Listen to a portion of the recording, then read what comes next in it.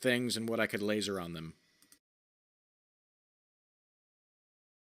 The depth that it engraved into wood kind of gave me an idea that you could make plaques, kind of like a faux brass plaque with this, by just engraving deep into a thinner piece of wood, like just this scrap plywood, and then potentially painting it maybe like a gold, silver, or brass color.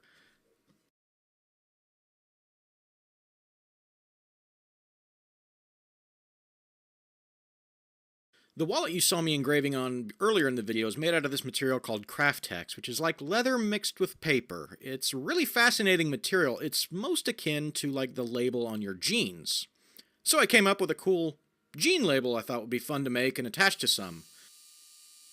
Truthfully, it was on the frustrating side to get the controller software to basically not cut through this material. I was able to do this with the smaller laser very easily, but with this laser it just wanted to keep cutting and burning through. It was also a challenge to get the actual resolution of the image just the way I liked it in the controlling program, and especially since it had so many different kind of strategies for how the laser could cut. I tried, I think all of them, just trying to find something that would work. And when I found something that wouldn't burn through the material, well, it seemed to lose its place every few lines, and everything just didn't match up. Like, complete no good there.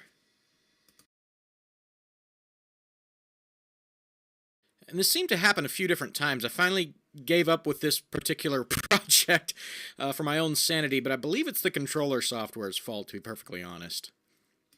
Now, what everyone's going to ask me is, what does this thing do on metal? So we've got this little anodized aluminum SD card holder.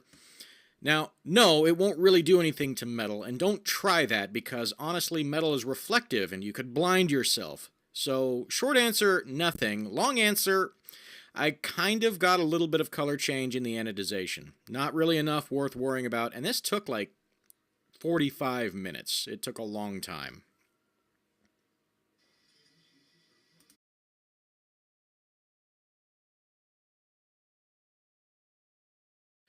So the tale of these two cheap laser engravers isn't really that surprising.